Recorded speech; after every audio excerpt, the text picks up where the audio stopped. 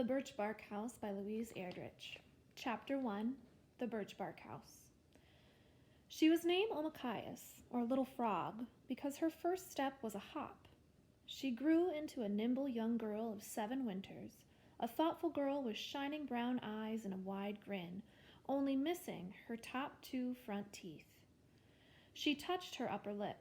She still wasn't used to those teeth gone, and was impatient for new grown-up teeth to complete her smile. Just like her namesake, Omachias now stared long at the silky patch of bog before she gathered herself and jumped. One hummock. Safety. Omachias sprang wide again. This time she landed on the very tip-top of a pointed old stump. She balanced there, looking all around. The lagoon water moved in sparkling crescents. Thick swales of swamp grass rippled, mud turtles napped in the sun. The world was so calm that Omachias could hear herself blink. Only the sweet call of a solitary white-throated sparrow pierced the cool of the woods beyond. All of a sudden, Grandma yelled, "I found it!" Startled, Omachias slipped and spun her arms in wheels, and she teetered, but somehow kept her balance. 2 big, skipping hops, another leap, and she was on dry land. She stepped over spongy leaves and moss into the woods where the sparrows sang nesting songs in delicate relays. "Where are you?" Nokomis yelled again. "I found the tree!" "I'm coming," Omachias called back to her grandmother. It was spring, time to cut the birch bark. All winter long, Omachias' family lived in a cabin of sweet-scented cedar at the edge of the village of La Pointe, on an island in Lake Superior that her people called Moningwenekaning, Island of the Golden-Breasted Woodpecker. As soon as the earth warmed, the birchbark house always took shape under Nokomis' swift hands. Now, the dappled light of tiny new leaves moved on Grandma's beautiful, softly lined face. In one hand, she waved her sharp knife taken from the beaded pouch on her hip, and in the other, she held tobacco. Nokomis was ready to make an offering to the spirits or the Manitaus. They loved tobacco. Omachias banged the tree her grandmother had found. "Yes, here it is, this one!" Omachias was skinny, wiry, and tough for 7 winters. She slammed the trunk of the birch with her big, rotten stick. Splinters of soft wood flew. "Boo-nee," Nokomis scolded. "Leave it alone." She walked up to the tree and put her leathery, paw-like hands on the smooth bark, feeling for flaws. Yes, she decided, her eyes sparkling at her granddaughter. A good one. "Is it ready?" "Get," said Nokomis. "Surely." Nokomis' tobacco pouch was decorated with blue and white beads in the shape of a pipe. She had owned this tobacco bag ever since Omachias could remember, and when she talked to the Manitaus, Nokomis dipped out a pinch of tobacco. "Old sister," she said to the birchbark tree, "we need your skin for our shelter." At the base of the tree, Nokomis left her offering sweet and fragrant, and then she peered closely, deciding just where to make the first cut. Suddenly, she pressed her razor-sharp knife into the bark. Omachias stepped back. Light filtered golden and green onto their faces. Tiny white flowers poked out of the dead leaves. There were still traces of grainy old snowbanks in the shadiest spots, but in places the sun was actually hot. Pow! As soon as Grandma made the proper cuts, the birch bark, filled with spring water, nearly burst from the tree. Omachias helped her grandmother carefully push the bark aside, and then the 2 peeled it away, strip by strip. She and Omachias carried the light, papery, pink-brown rolls out of the woods and down a trail to a special place near the water. Here, they set up the birchbark house. Damp ground made Nokomis' old bones ache, so she spread out her brown cattail mat and sat down there to sew the pieces of bark together. Omachias helped her, threading the tough basswood strands through holes punched by Grandma's owl. Meanwhile, Mama and Omachias' older sister tied together a frame of bent willow poles. Finally, as the light faded, they fastened the mats of bark into the willow frame. a half-skeleton of pliable saplings. The bark mats overlapped like shingles to shed the rain. Each one was secured to the next so as to not blow off in a storm. And when the house was swept out, smoothed and fussily arranged and admired, they moved in. The children, Omachaius' brother, Little Pinch, baby Newo, Omachaius' older sister, Pretty Angeline, and Omachaius herself, spread their blankets around the stone fire pit. Mama and Nokomis hung the smoky, woven bags of rice and tools and medicines from the willow poles above. Omachaius' family were Anishinabeg, and this was their island. Her father, her Day, was in the fur trade business, which meant that he was often gone, paddling the great canoes for the fur company or sometimes trapping animals himself. Yellow Kettle, her mother, was quick-tempered but always laughing, and her eyes shrewdly took in the world. Yellow Kettle was a strong-looking woman and beautiful. Her smile was generous, enigmatic, slightly crooked, and kind. She missed nothing when it came to her children. It was impossible to hide a half-done job, ridiculous even to think of sneaking away in the morning before gathering wood for the fire and water for her cooking pot. And if Mama didn't notice the younger children's whereabouts, Omachaius' older sister, Angeline, surely would. Angeline was smart and so pretty people turned in their tracks to stare at her. Her hair was thick and her hands clever. The beads in her designs were laid down in strict rows. Her stitches never faltered. Her steps when she walked or danced were clear and graceful. She was so perfect that Omachaius despaired. Still, she hoped that she herself would turn out like Angeline, and was sometimes embarrassed to find herself following at Angeline's heels like a puppy. Most of the time, Angeline was kind to Omachaius and let her tag along and admire from a distance. But there were also times her words were sharp as bee stings, and at those times Omachaius shed tears her sister never knew or probably even cared about. For as very beautiful people sometimes are, Angeline could be just a little cold-hearted at times. Omachaius' little brother Pinch was the only really big problem in her life. The sad truth was, and she couldn't tell this to a single person, Omachaius didn't like Little Pinch. She thought there was something wrong with him, so greedy, so loud, but although his ways were mischievous and bold, Pinch loved his mother deeply, and he clung to her side. In fact, he took up all of her attention, even more than the baby.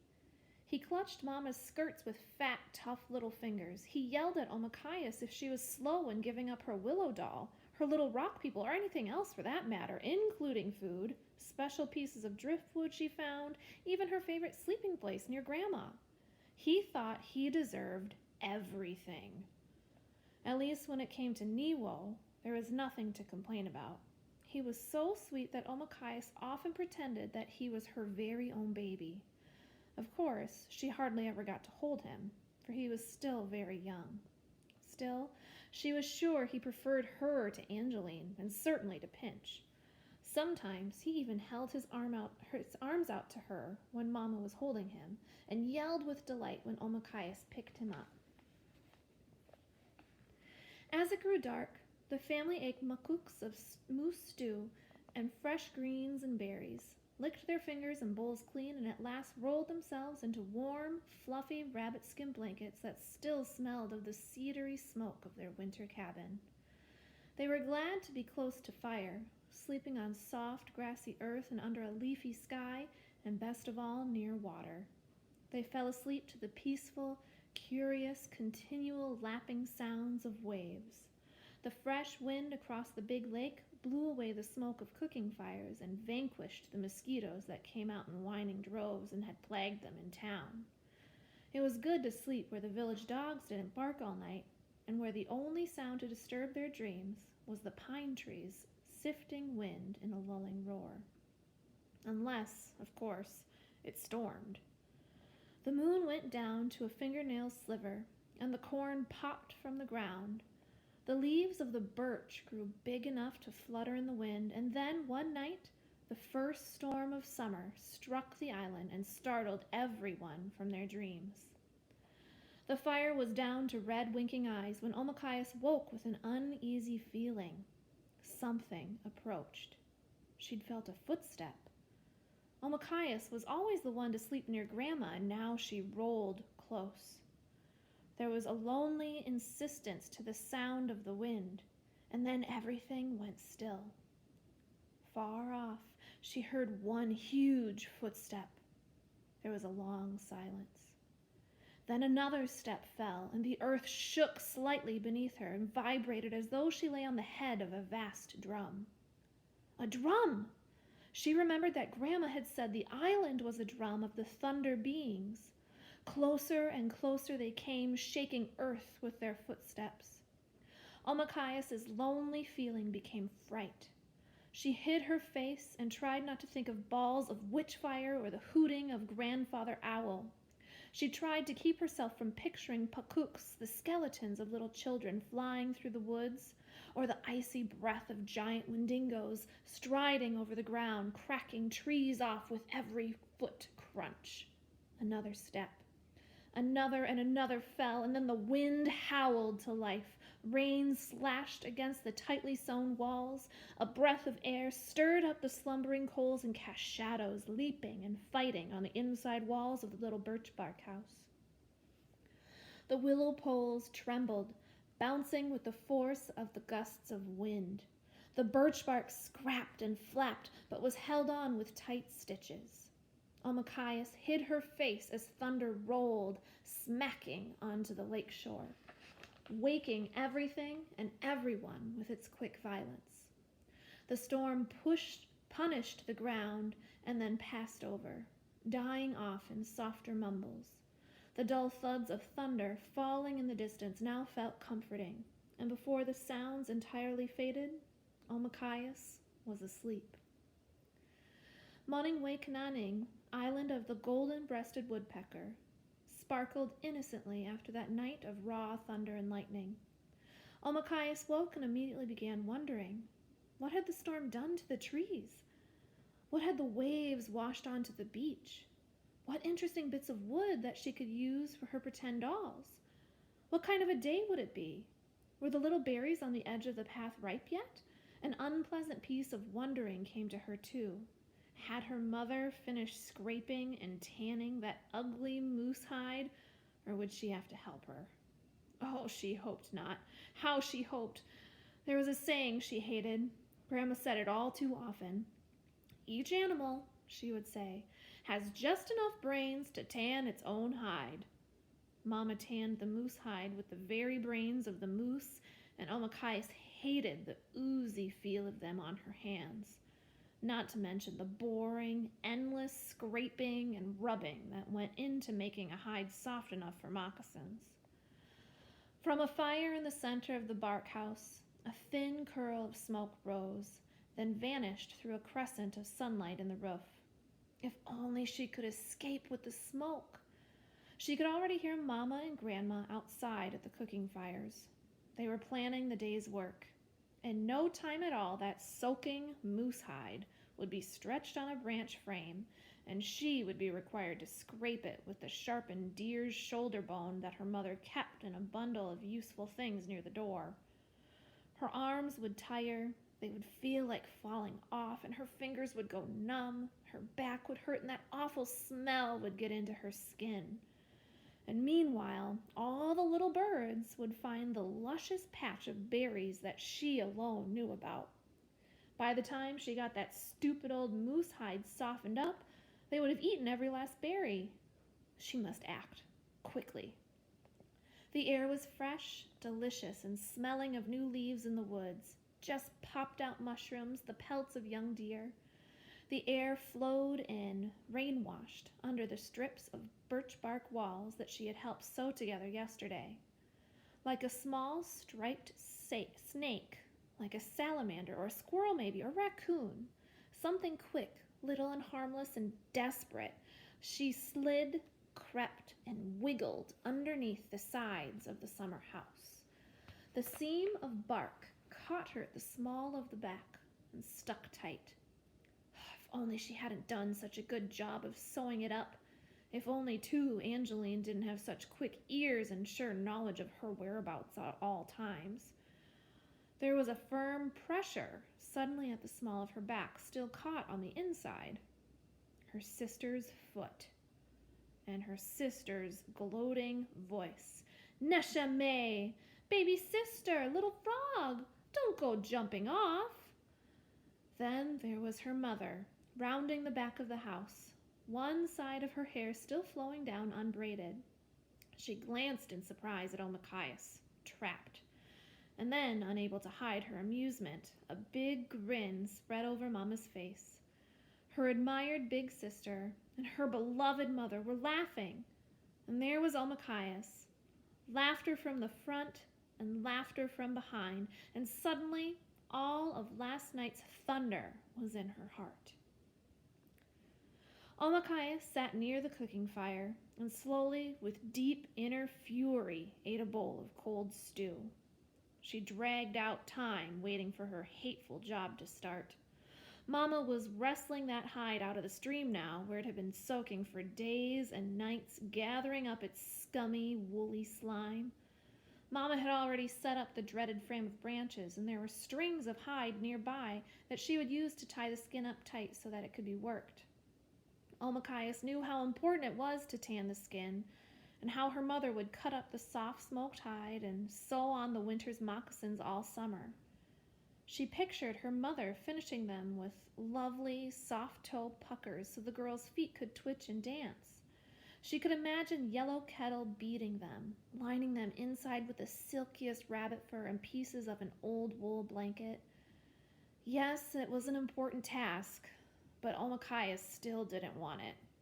She finished her stew, cleaned the bowl out with sand at the shore of the lake, and waited with a sigh for her mother to ask her to fetch the dear bone scraper. Her mother said something else, though.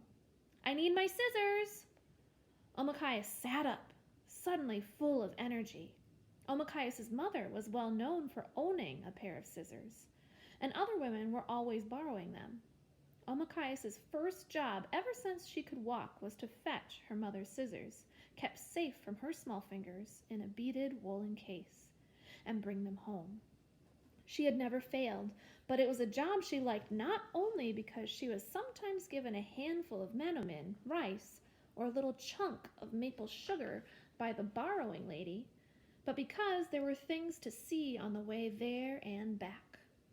Right now, her sister Angeline was digging at the ground near spruce trees and cutting lengths of the roots, used to secure the house better and to finish baskets. She was cheerful, humming at her work, glad to have gotten the better of Omachias. She'd show Angeline, let her work till her hands fell off. Omachias had a fun job to do. "Go fetch me the scissors from old Tallow," said Omachias' mother. Without a moment's hesitation, and before Mama changed her mind and remembered about the help she needed with that stinky hide, Omachias ran off.